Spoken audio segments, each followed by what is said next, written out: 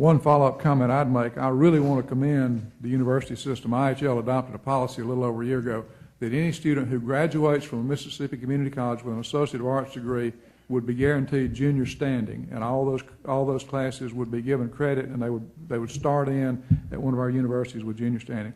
I promised that we would be out of here by 10. We've got 3 minutes, but let me pose one more question very briefly, and it follows up on what Rick just talked about, and that is I'd like to ask for comments about how community college students compare with what are called native students.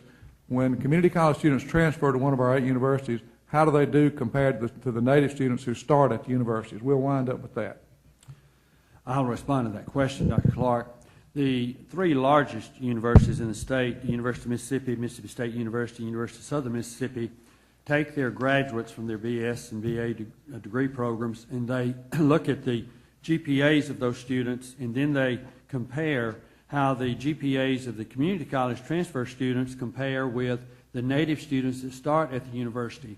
When they compare those GPAs, they find that the Mississippi Community College transfer students do as well or better than the native students that start at the universities. The reason for that is because the community college classes are much smaller. Our faculty do not have to do research. They do not have to publish in their professional journals. They simply focus on student learning, and they do an excellent job providing a lot of extra time for those students outside of the class, and therefore the students receive a much better opportunity to learn and to increase their abilities as they move through the first 2 years. Dr. Clark, I'd like to give one specific example. At Gulf Coast, in the fall of '09 report from the University of Southern Mississippi, they had 2,200 former students that came through Gulf Coast. 2,000 of those were in the junior and senior class. They made up 24.8% of the juniors and seniors at the University of Southern Mississippi, just one community college. But listen, of the 2,000 students of ours that were enrolled there, 51% had a 3.0 or higher grade point average at the university for the fall of '09. The students that started at University of Southern Mississippi as freshmen that were juniors and seniors, 36% of them had a 3.0 or higher GPA. I think that states pretty clearly that the students transferring from community colleges are doing very well at the universities.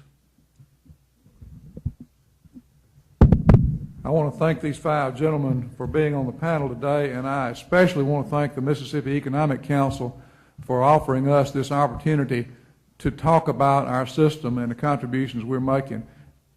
People who work in the community college system are passionate about it. We believe in it. We believe it is one of the keys to making life better for the citizens of our state.